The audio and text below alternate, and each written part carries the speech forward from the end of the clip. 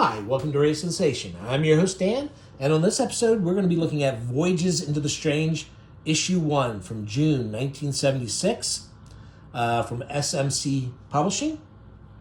This is, in fact, the first startling issue introducing the Nameless Warrior. That's this he's a kung fu vampire. He's our cover star. The Protector is a superhero. And the reason I bought this is because somebody had posted online some pictures from the Sword and Sorcery story in here, Drax the Mercenary. And, I'm all about the Sword and Sorcery. But Kung Fu Vampires? Okay. I can handle that. So, here's a picture of Drax the Mercenary in action. EC, and I don't even know how to say that. He's the publisher. Waski. I'm just going to say Waski. I'm not even going to add the last part because I don't know. Don Busick did the front cover. John Phillips is the assistant editor, and Carl Taylor did the back cover. We'll get to all those things. Created the Protector. That's the name of this story with the superhero. Created the Protector. I don't know. A unique new superhero. Then there's Drax the Mercenary. Hands of Blood, Part 1, The Nameless Warrior, a martial arts vampire. That's our cover star. Then there's an interview with the guy who created this character and who also, you'll see. Dome City is a sci-fi story, and TV Terror is a little 3-story, surprise ending kind of horror comic. So let's go through here. Now that we're on regular pages, I can turn the light around more without fear of the shininess messing up. Created the Protector. Concept and plot is by Waski, the publisher. The script is by Don Glut, who by this time had already done a ton of comic book writing, and he did some pulp novels and different stuff. He's very much into pulp storytelling. I'm not sure why he did the script for this, but there you go. Pencils and inks are by Carl Taylor. So it says the world's only Polish superhero, but he's American, I guess, Polish American, and he's having a dream. You have been chosen. And I'm not going to say too much about this. It's pretty average superhero stuff. He is a wannabe writer, comic book writer, essentially, who's living off food stamps, and he only has enough for either, what's the can of stuff?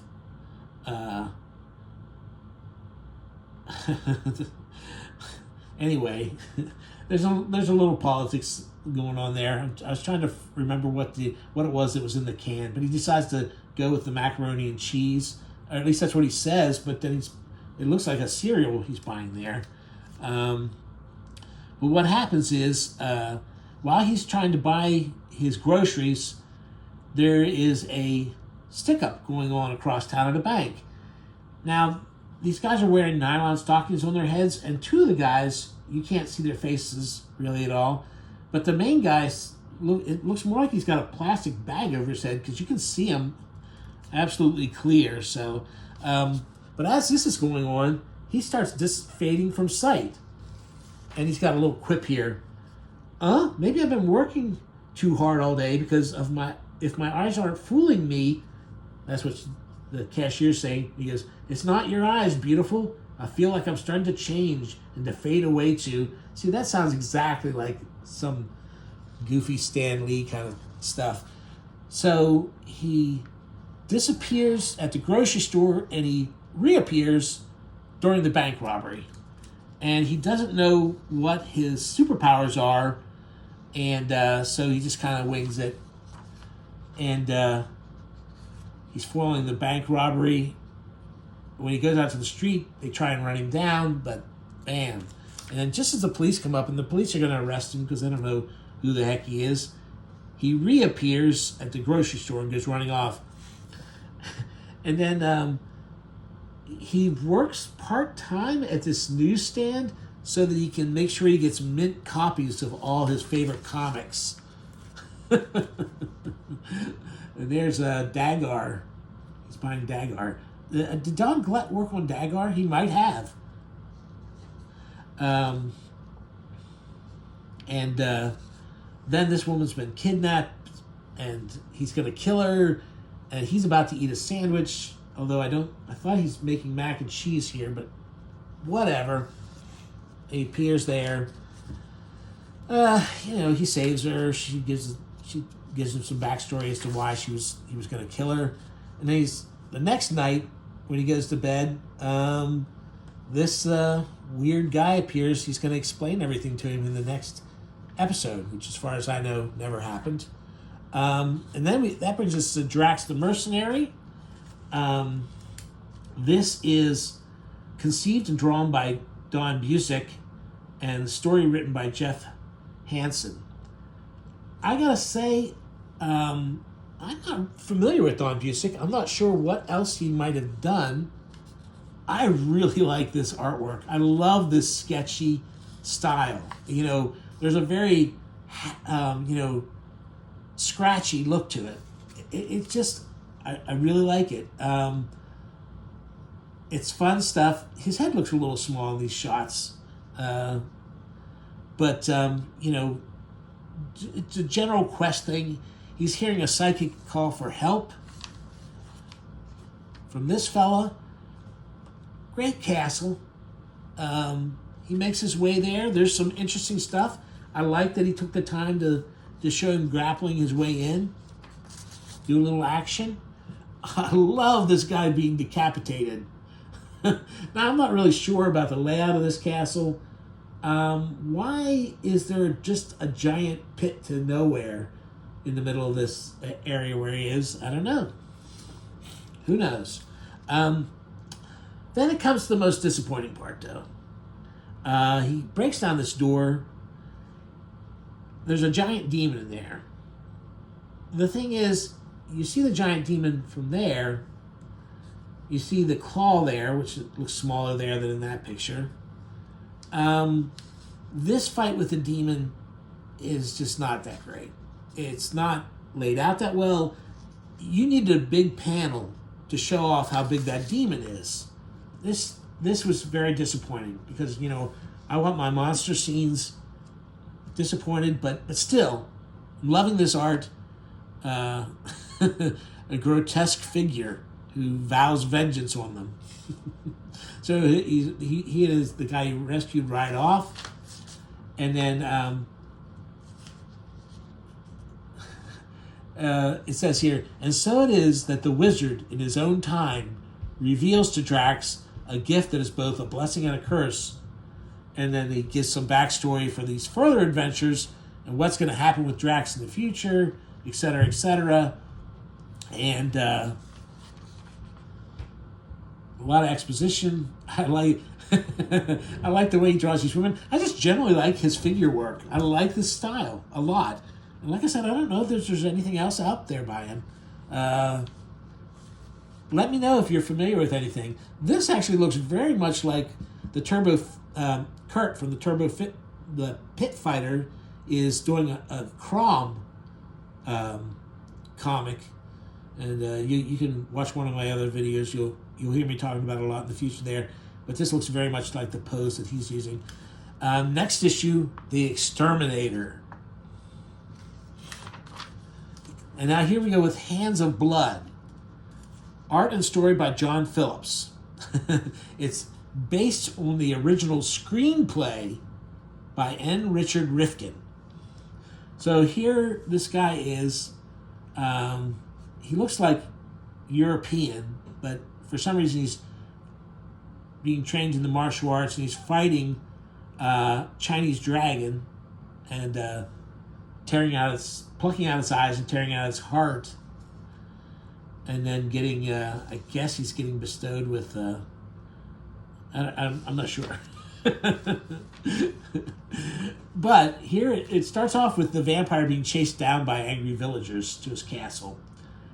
I like this art a lot too. I know I said that about the Drax thing, but this is great. I love the hatching and stuff. There are a few odd things like I'm not sure, how he decided which things in some of these panels to shade and which ones he didn't. Some of that seems a little off, but generally quite good, quite good. I'm really enjoying this. The villagers chase him to his castle, but the sun comes up, and so they say, let's clear out. No, that's what you want. You want to chase him to when he's in his coffin. Luckily, two priests come in, and they chain his coffin up with chains that have crosses on them. And apparently that ties him up. Now, I'm not going to go into this whole story. It's definitely setting up. It's an adaptation from his screenplay. So now it cuts to modern day. We're following these characters that we're not going to find out their stories. We're not going to find out more about them. So I'm not going to spend time on it. They're talking about a case of somebody attacking somebody like a vampire here. Like I said, exposition for a story that does not continue. Then we cut to this warehouse scene. The crate with his body has been delivered here. This is kind of like Abbott and Costello meet Frankenstein, or maybe Blackula. They come for they have this case is in here. A guy accidentally knocks the chains off, or I guess he's supposedly already breaking out, and then he gets loose. Our martial arts vampire breaks out. I mean, there's a lot of situation. It's you know what? It looks like storyboards for the movie. Instead of just doing a comic, he's covering things that probably in most comics would not be covered quite so much. We have this big reveal, which is not a big reveal because we've already seen him pop out, but it's a reveal to these guys. They see their friend with his throat ripped out. Then there's a little thing about the guy, the writer. He's the writer. He's also the actor. It kind of reminds me of Dark Places, the British TV show. Then there's a protracted fight scene with a lot of small panels. A lot of fighting going on. You would think with the vampire's super strength, it wouldn't take quite so long. So, but here they go. The police now come. The vampire's killing all the police. And this guy's about to...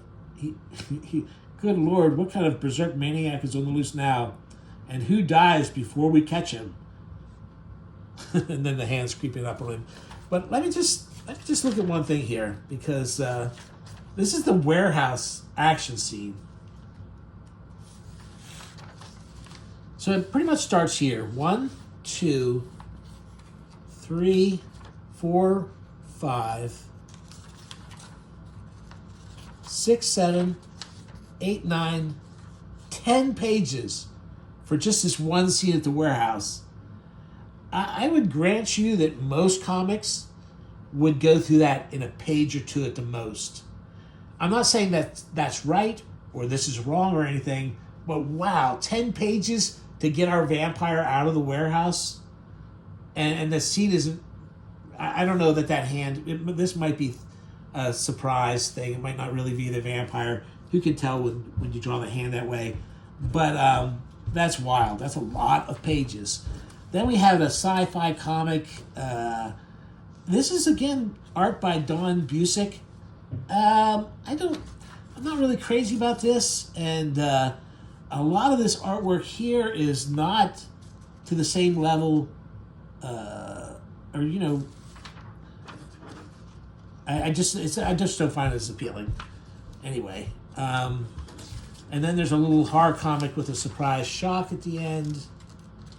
It's not really anything special. a guy is watching it's the infinity thing. He's watching the TV, or someone watching the TV, or someone watching the TV, and then of course the monster from the TV is waiting for him. Oh, gotta change that back. Change that light back so that the glare isn't too much. There we go. There we go. And there's the coming. More to come in the startling 70s. So I guess this is their group of superheroes they've come up with. But, like I said, as far as I know, none of these stories was continued. I really like Drax the Mercenary. I'd like to see more stuff by Don Busick. Like I said, I don't like the science fiction one he did, story he does, but that I liked. And actually, I like this John Phillips guy. I didn't do a terrible deep search, but I did try, and I didn't find out anything about any other work these guys have done. And I'd like to. If you know of anything, please let me know. Like, follow, subscribe, all that great stuff. And I'll see you next time.